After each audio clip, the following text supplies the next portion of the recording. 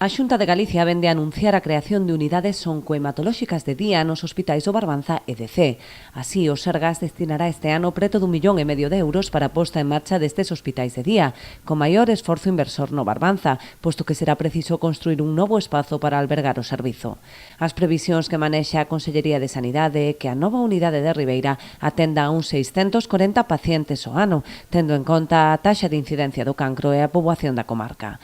Ali terán acceso a tratamentos ambulatorios relacionados con doenzas oncolóxicas e hematolóxicas, como quimioterapia ou transfusións, sen necesidade de desplazarse ata Santiago nin de hospitalización prolongada. Con esta iniciativa, a Administración Autonómica busca unha mellora da calidade de vida dos doentes, que poden recibir atención médica sen interromper significativamente a súa vida diaria. A posta en marcha destas unidades permitirá, ademais, a inclusión de programas de prevención e detección precoz, así como servizos de apoio psicosociais e terapias.